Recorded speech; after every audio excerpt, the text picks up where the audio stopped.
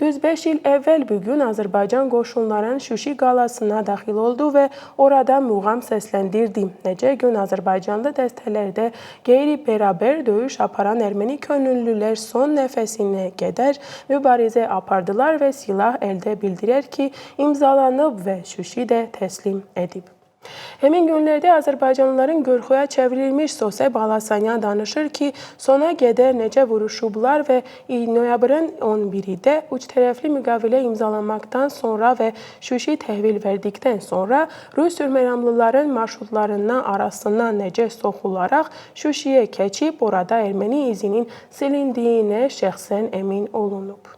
Qardaşım dedi ki, aşağı gəl, hər şey verilib, üzr istə və telefonu söndür. Deyirəm, belə bir şey mümkün deyil. Bir neçə dəqiqə sonra görürəm ki, türklər maşınlarla gəlib, Qarabağ bizimdir deyirlər. Postundan keçib özümü partlatmaq qərarına gəlmişdim. Getməməyim üçün yalvarırdılar. Barışmadım. Noyabrın 11-də maşınla getdim. Sülmərablilərin arasından keçdim ki, Şuşinin təhvil verildiyinə əmin olum. Bugüne qədər bir çoxları üçün sual altındadır. Necə oldu ki, toplar sustu, komandirlər isə onlar bəzi ölkələrin diktəsi ilə sadəcə geri çəkilmə əmri verdilər və tarixi ədalət qarşısında ən ağır günahı ruhalarının dəyinliyində daşıdılar.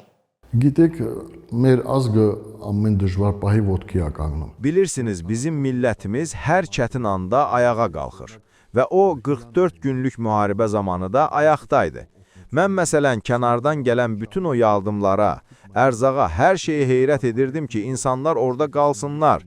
Mən məsələn təşkil edirdim ki, heç kim yeməkdən, paltardan, istilikdən əziyyət çəkməsin. Baxmayaraq ki, zirzəmilərdə idilər, hər şeyi təmin edirdik. İşıq, istilik var idi, hər şey, su var idi və yemək verirdik ki, insanlar çölə çıxmasınlar. Və bu bizim millətimizin birliyi idi. Və bizim millətimiz o millətdir ki, hər bir çətin anda ayağa qalxır. Və bugün insanları məsələn kütləşdirmək lazım deyil ki, artsaq və salam artıq olmayacaq. Xeyr, artsaq erməni olub, yenə də erməni olmalıdır. Mən həmişə bir misal çəkirəm, deyirəm 30 il Azərbaycanın artsaxı olmayıb, onların olmayıb. Heydər Əliyev müxtəlif yerlərdə bəyan etmişdi ki, artsaq, Qarabağ artıq bizim deyil, unudun, belə deyirdi. Amma onlar, necə deyərlər, düzgün təşkilatlanaraq gəlib çatdılar, öz məqsədlərinə çatdılar. İndi bugün bu bizə də lazımdır, biz artsaxı unutmamalıyıq. Baxmayaraq ki, müxtəlif mikrofonlardan qışqırırlar ki, artsaq yoxdur və insanlarda elə bir təəssürat yaradırlar ki, əgər vaxtı ilə artsaq olmasaydı, Ermənistan daha yaxşı yaşayardı. Xeyr, bu səhvdir. Əgər artsaq indi də olsaydı, indi Türk Cermukun yüksəkliklərinə və müxtəlif yüksəkliklərə tavuşa çatmazdı, olmazdı. O vaxt görün nə qədər uzaq idi. O vaxt deyirlər, məsələn, insanlar arasında belə yaylar, baxın, bizim oğlanlarımız gedib orada həlak oldular. Amma o qurban da məqsədli idi. Əgər artsaq müdafiə olunmasaydı, Ermənistana gələcəkdilər. İndi bugün Ermənistanın vəziyyəti necədir? Hissə edərək və sabah birisi gün mən qorxuram ki, başqa pis şeylər ola bilər. O vaxt sərhədlər nə qədər uzaq idi? Elə Şuşudan uzaq idi, Stepanakertdən uzaq idi sərhədlər.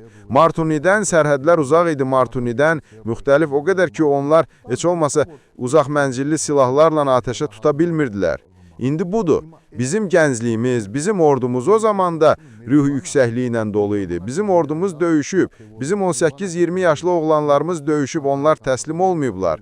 Şuşi sükut etməyə bilərdi əgər son 5 il ərzində biz bu cür bəyanatları ən müxtəlif ekspertlərdən və hətta məsul şəxslərdən çox etmişdik. Lakin bugünə qədər Ermənistanda araşdırılan cinayət işi günahkarları tapa bilməyib. Əmr haradan gəlmədi, yaxud ərazidəki reallaqla heç bir əlaqəsi olmayan diametrlar olaraq hər fərqli əmr haradan gəldi, məlum deyil. Üstəvi razılaşmanın imzalanması barədə xəbər yayıldıqdan sonra noyabrın 10-da Nikol Paşinyan Facebook'da onlarla paylaşım etdi. O cümlədən Artsakın möhkəm dayandığını bəyan etdi ki, 4 dəfə canlı yayıma çıxdı. Lakin buna baxmayaraq Şuşinin sükut etdiyi rəsmi olaraq heç vaxt elan etmədi.